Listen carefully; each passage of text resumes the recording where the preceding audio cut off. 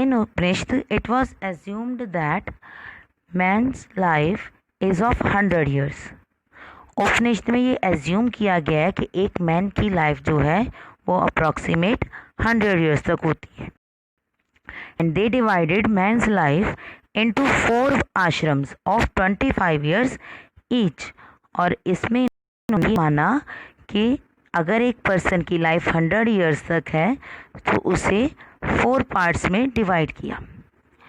And after dividing 4 parts, the each part is divided into 25 years. Her part 25 years में divide हुआ. Okay. And first 25 years of a person's life is known as ब्रह्मचर्य आश्रम. उपनिषद में एक person के first 25 years को ब्रह्मचर्य आश्रम का नेम दिया गया. Means from his birth to his first 25 years he had to live in gurukuls. एक पर्सन को फर्स्ट 25 years के लिए गुरुकुल में रहना था. Now what is Gurukul? Just like our schools. हमारे स्कूल्स की तरह ही गुरुकुल थे, where a guru taught the students. एक गुरु स्टूडेंट्स को पढ़ाता था. What he taught to the students? He taught about the life and religion. वो अपने स्टूडेंट्स को आर्ट ऑफ लाइफ सिखाते थे और रिलीजन के बारे में समझाते थे. The aim of this education is to develop mental, physical and spiritual quality in a person.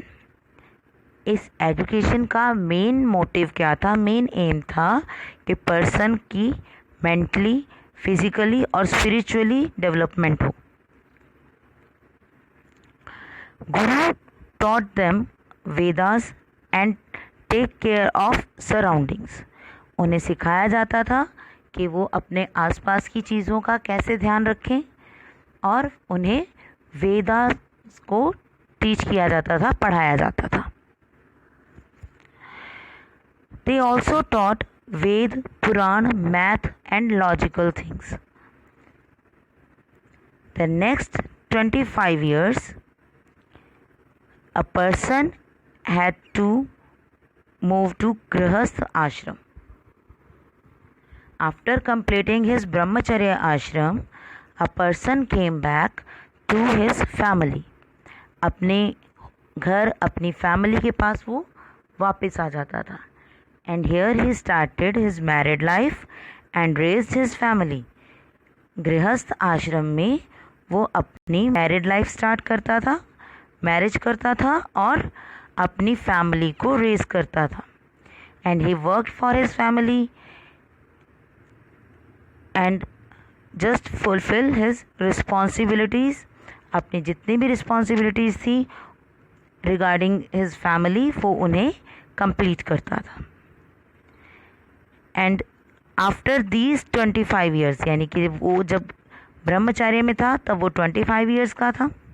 25 years का कंप्लीट होने पर नेक्स्ट 25 years, 25 + 25 50, यानी कि 50 years तक वो गृहस्थ आश्रम में रहता था, अपनी फैमिली के लिए वर्क करता था.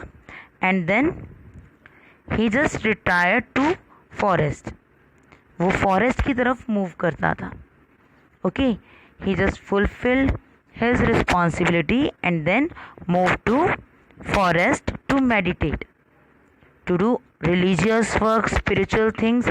भगवान की भक्ति करने के लिए वो फॉरेस्ट की तरफ चला जाता था. And this age is called Vanaprastha ashram. और इस टाइम पीरियड को क्या कहा गया है?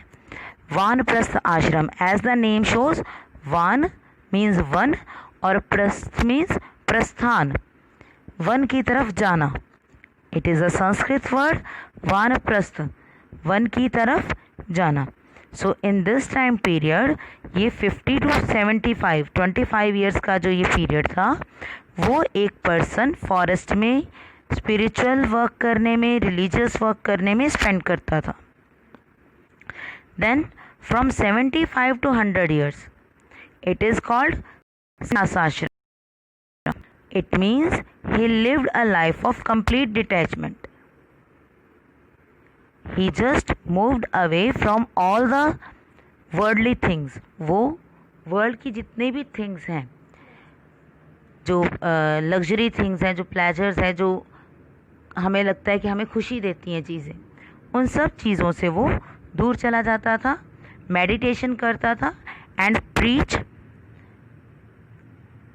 To people. वो प्रीचिंग करता था, अपना टाइम प्रीचिंग में स्पेंड करता था, लोगों को भगवान के बारे में बताता था, स्पिरिचुअल थिंग्स के बारे में बताता था. Okay, and these 25 years are known as Sannyasa आश्रम.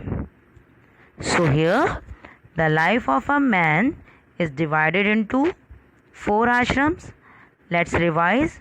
The first 25 years were known as Brahmacharya ashram. The next 25 years, मतलब 25 to 50. Next 25 years were known as Grahastha ashram.